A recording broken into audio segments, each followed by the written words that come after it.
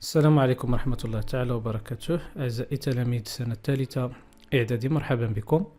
إذا في هذا الفيديو غادي نشوفوا تصحيح ديال نموذج فرد محروس. دونك الفرد الأول الدورة الأولى. إذا غادي نبداو مع المكون الأول استرداد المعارف ومع السؤال الأول. اكتب صحيح أو خطأ أمام الاقتراحات التالية. إذا الاقتراح الأول يكشف ماء اليودي عن سكر الجليكوز في الأغذية. إذا في الدرس شفنا بأن ماء اليودي كيكشف عن سكر النشا وليس الجليكوز. إذا هذا الاقتراح فهو خاطئ. الغذاء المركب هو غذاء يتكون من مجموعة من الأغذية البسيطة. إذا هذا الاقتراح فهو اقتراح صحيح. يتم تبسيط سكر النشا المعقد إلى سكر ملحوظ بواسطة أنزيم النشاوز بالمعدة. إذا بالفعل سكر النشا كيتم التبسيط ديالو إلى مالطوز بواسطة أنزيم النشاوز، ولكن ليس بالمعدة بل بالفم. إذا هذا الاقتراح فهو خاطئ. الصفراء مادة تفرزها المرارة وتلعب دورا في تبسيط الدهنيات بالماء الدقيق. إذا الاقتراح فهو صحيح.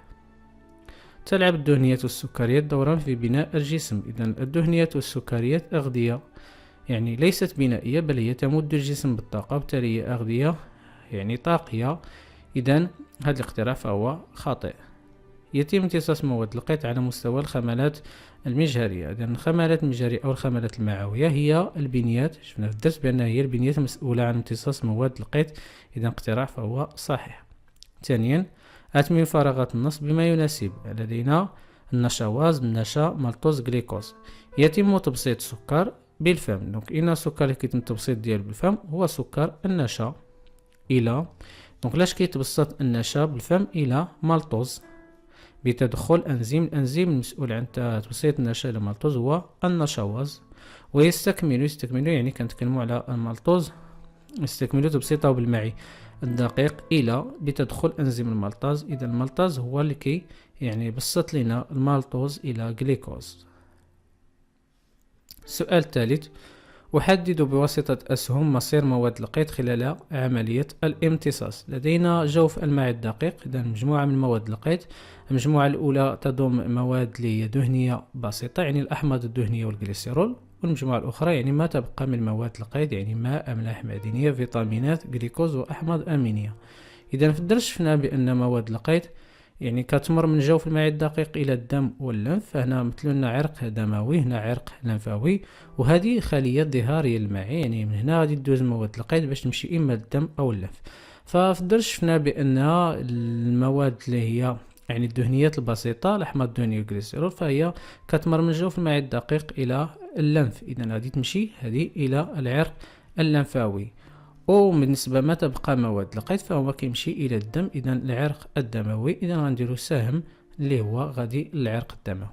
السؤال الرابع، أتمم الجدول التالي. إذا عندنا الفاقة الغذائية اللي عطاونا هنايا هي الكواشيركور، كيطلبوا منا تحديد الأسباب، الأعراض وسبل الوقاية.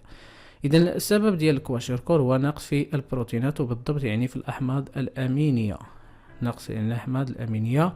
وهنا نتكلموا بالأخص يعني البروتينات اللي هي حيوانية. بالنسبة للأعراض لدينا عدة أعراض، من ضمنها أديمة الأطراف والوجه، والشعر جاف وقابل للتساقط. سبل الوقاية بطبيعة الحال تناول الأغذية التي تحتوي على البروتينات يعني مثل اللحوم مثلا والبيض. ننتقل إلى المكون الثاني، الاستدلال العلمي والتواصل الكتابي والبياني. ومع التمرين الأول، تحتوي وجبة غذائية على الأغذية العضوية التالية: نشا، بروتينات، دهنيات. يبين تحليل هذه الوجبة عند وصولها إلى العضو 5 أن الأغذية المشكلة لها أصبحت تتكون أساسا من المالطوز، دهنيات وبروتينات. السؤال الأول، فسر ظهور المالطوز. إذا الوجبة اللي تنتكلموا عليها الوجبة اللي كان فيها نشا، بروتينات ودهنيات، من وصلت للعضو 5، العضو 5 هو الاستوما، المعدة، قال لك ولا فيها مالطوز، دهنيات وبروتينات. إذا لاحظتي بأن النشا ما بقاتش، وهنايا بقاو عندنا الدهنيات والبروتينات. إذا كما كنعرفوا بأنه هذيك اللقمة الغذائية، هذيك الوجبة أولا في غتكون على مستوى الفم قبل ما توصل بعد المعدة. إذا في الفم فقريتي في الدرس بأن النشا كيتم التبسيط ديالو إلى مالطوز. إذا هذا المالطوز اللي ولا دابا على مستوى في المعدة هو منين جاي من التبسيط ديال النشا على مستوى الفم. إذا فسر ظهور المالتوز، إذا يتم تبسيط، سوف نقول بأنه يتم تبسيط النشا بالفم إلى مالتوز، وهذا هو سبب الظهور ديالو. بغيتي تزيد دقائق أكثر غتزيد بواسطة أنزيم النشواز اللعابي. السؤال الثاني، أتمم الجدول أسفله. لدينا مكونات الوجبة في مستوى المعدة. إذا في المعدة شنو لقينا دابا فيها؟ آخر حاجة قلنا فيها مالتوز، دهنيات وبروتينات. كيطلبوا منك تحدد المكونات ديال الوجبة الغذائية عند مغادرتها للمعدة، يعني بعد ما غادي تخرج من المعدة، ثم مكوناتها يعني أو مكونات الوجبة عند مغادرتها للمعدة الدقيقة، يعني بعد ما غتوصل للمعدة الدقيق وتغادروا. غادي نبداو بالمكونات ديال الوجبه الغذائيه عند مغادرتها المعده، يعني دخلات المعده وقعدات فيها واحد المده زمنيه ومن بعد غادرات. اذا في المعده اشنو قرينا في الدرس؟ بانه المالتوز واش غادي يوقع عليه شي تبسيط؟ لا، كيبقى نفسه دائما مالتوز. بالنسبه للدهنيات في المعده كتبقى دائما دهنيات، ما كيوقع لها حتى شي تبسيط. بالنسبه للبروتينات، نعم البروتينات في المعده شفنا بانه كيتم التبسيط ديالها الى عديد البيبتيد بواسطه انزيم البيبسين. إذا بالنسبة لمكونات الوجبة الغذائية عند مغادرتها للمعي الدقيق، إذا ملي غتوصل للمعي الدقيق اش غادي يوقع لهاد المالتوز؟ فالمالتوز على مستوى المعي الدقيق كيتم التبسيط ديالو إلى جليكوز، إذا هنا غادي تولي جليكوز. الدهنيات في المعي الدقيق يتم تبسيطها على أحماض دهنية وجليسيرول. عديد البيبتيد طبيعة الحال يتم تبسيطه بالمعي الدقيق إلى أحماض أمينية. إذا هذه المواد جليكوز، أحماض دهنية وجليسيرول وأحماض أمينية، هادو يعني بعض مواد القيد، بالإضافة بطبيعة الحال إلى الماء والأملاح المعدنية والفيتامينات. انتقل إلى التمرين الثاني. يترجم المبيان جانبه أو أسفله نتائج تجربة الهضم خارج الجسم بواسطة العصارة البنكرياسية. دونك غادي نشوفوا شكون اللي كيتهضم بواسطة هذه العصارة البنكرياسية. لدينا هنا يعني تركيز بالجرام على اللتر في محور الأراتب. التركيز كيبدا من 0 حتى 1 جرام على لتر. بالنسبة لمحور الأفاصيل لدينا الزمن بالدقائق من 0 حتى 5 دقائق، يعني هذا الهضم غادي يتم في مدة ديال 5 دقائق. ولدينا يعني منحنيين، المنحنى الأول يمثل تطور تركيز الدهنيات، والمنحنى الثاني يمثل تطور تركيز الأحماض الدهنية والجليسيرول. السؤال الأول، أعطي عنوانا لهذا المبيان. إذا هذا المبيان أشنو كيمثل؟ عندي هنايا الدهنيات، تطور ديال تركيز الدهنيات، وعندي التطور ديال تركيز الاحماض الدهنيه والجليسيرول. هاد التطور ديالات التركيز ديالهم بدلالتاش دائما العامل اللي هنا المتغير اللي هو الزمن. اذا غادي نقولوا في العنوان تطور تركيز الدهنيات، الاحماض الدهنيه والجليسيرول بدلاله الزمن. السؤال الثاني، حدد تركيز كل من الدهنيات والاحماض الدهنيه في الازمنه التاليه. الازمنه عندنا بدايه التجربه، ملي تنقولوا بدايه التجربه كنقصدوا بها 0 دقيقه، ثم 5 دقائق من بداية التجربة، وفي 5 دقائق التركيز ديال الدهنيات. إذا غتجي المنحنى ديال الدهنيات هو هذا اللي عندك بالزرق في بداية التجربة في 0. هنايا شحال كان التركيز ديال الدهنيات في 0 دقيقة؟ ها فين غادي تقرا في المنحنى ديال التركيز، يعني غدير إسقاط عمودي شحال كان 1 جرام على اللتر. بالنسبة للأحماض الدهنية والجليسيرول غادي تقرا هنايا في 0 دقيقة شحال كان التركيز ديالها. هنايا الا درنا اسقاط شحال كان هو 0 جرام على اللتر، يعني مازال ما كاينينش احماض دهنيه وجليسيرول.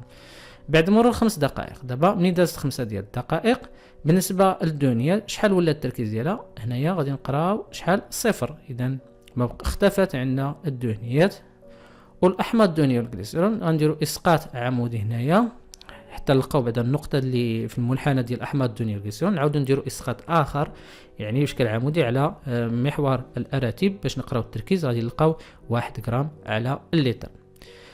اذا اشنو فهمنا هنايا؟ بانه بني دازت 5 ديال الدقائق الدهنيات يعني انخفضت حتى انها اختفت، والاحماض الدهنيه والجليسيرول بدات كتظهر وكيرتفع التركيز ديالها بشكل اللي هو تدريجي حتى وصلت يعني واحد القيمه قصوى ديال 1 جرام على اللتر. السؤال الثالث، كيف تفسر تطور تركيزكم من الدهنيات الاحماض الدهنيه والجليسيرول؟ كيفاش كنفسروا هذا التطور اش نقصدوا به؟ يعني الانخفاض التدريجي ديال تركيز الدهنيات والارتفاع التدريجي ديال تركيز الاحماض الدهنيه والجليسيرول. اذا هنا في الاول قال لك نتائج هضم. اذا شكون اللي كيتهضم؟ باين اللي كيتهضم هو الدهنيات، لانه هو اللي كينخفض التركيز ديالو يعني كيختفي.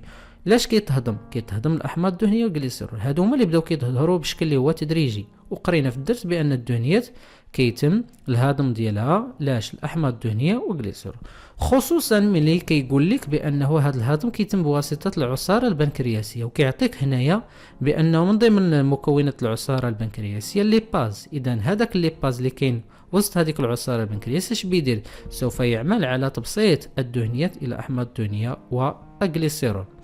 إذا يتم تبسيط الدهنيات إلى أحماض دهنية وجليسرول تحت تأثير أنزيم الليباز الموجود بالعصارة البنكرياسية، مما أدى إلى انخفاض تركيز الدهنيات وأيضا وارتفاع تركيز الأحماض الدهنية والجليسرول بشكل اللي هو تدريجي مع مرور الزمن. رابعا وأخيرا أعطي معادلة هذا التحول. إذا المعادلة ديال التحول إن تحول ديال الدهنيات الأحماض الدهنية وجليسرول. إذا هذا التحول غادي يتم بطبيعة الحال بواسطة أنزيم الليباز، ودرجة الحرارة 37 دغري سيلسيوس، لأنه غادي يكون موضوع يعني داخل محام ساخن درجة حرارته 37 دغري سيلسيوس. إذا إلى هنا ينتهي هذا الفيديو، أشكركم على انتباهكم وإلى فيديوهات أخرى إن شاء الله. ينصح الخبراء اليابانيين باتخاذ الإجراءات التالية: سبسكرايب، لايك، كومنت، فيفورت.